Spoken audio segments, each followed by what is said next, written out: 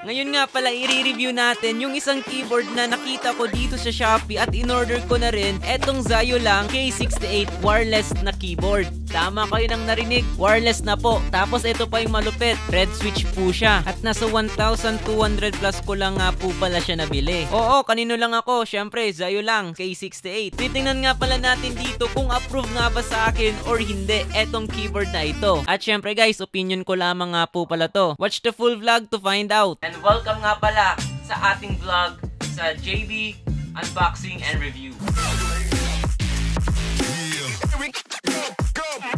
And ngayon nga pala meron tayong binili na keyboard galing sa Shopee. Nasa worth 1,000 pesos ata ito. Basta nasa around 1,000 pesos ata itong keyboard na to. Nandiyan na nga pala sa description ko yung link. At habang nire-review ko nga pala tong keyboard na ito, ay may napansin ako. Ito siguro yung dahilan na kung bakit nasa 1,000 pesos lang siya, tapos red switch na and wireless na. Meron akong problema dito sa keyboard na to. Hindi ko siya inaasahan actually. I have a big problem dito sa keyboard na to. So for me lang wala kasi siyang Type-C connector. Ayan, kung makikita nyo.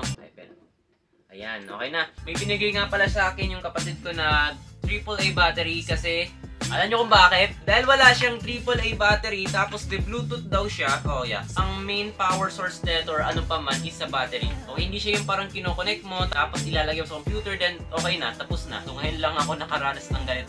Hindi ata ako nagbabasa ng description dun sa Shopee na yun. Hindi ko talaga in-expect na wala siyang Type-C or connector. Talagang wireless talaga siya. Kasi ang hinahanap ko is yung red switch, either red switch or brown switch, which is eto. Which is okay. Ayun, tingnan nyo, di ba? Ang sarap ng sound.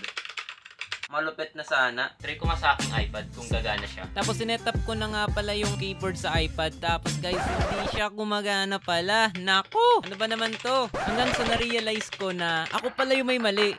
Di na pala kailangan gumamit ng parang dongle or extension. Ang kailangan lang pala guys is yung USB mismo. Meron na po pala siyang Type-C. At yan na po i-connect sa iPad or sa cellphone man. At tingnan nyo, gumagana na po siya. Nakaka-type na po tayo. So yun, may conclusion nga pala guys. Kung okay nga ba itong keyboard na ito. Okay naman talaga siya guys. Okay? So personally lang kasi hindi ko talaga trip yung wala siyang Type-C dito. Kasi what if malobat na yung battery? Di wala na, no? Ma-recommend ko ba? Oo, kung gusto nyo. And maganda ba? Oo, guys. Maganda, guys. Maganda yung pag-click niya. Talagang red switch talaga siya, guys. Okay? So, hindi kayo dito magsisisi. And napakaganda po nito. Satisfying naman. Kaso nga lang, ang inaalala ko, what if maubusan ako ng battery? Kung gusto nyo nga pala itong keyboard na ito, nasa yellow basket na siya.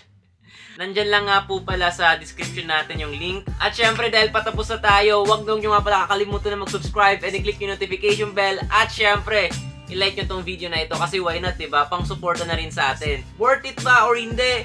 Worth it naman. Basta kung okay lang sa'yo na walang Type-C na connector. Worth it siya sa price? Yes, worth it siya sa price niyang 1,000 pesos kasi yun nga, wireless na siya, diba?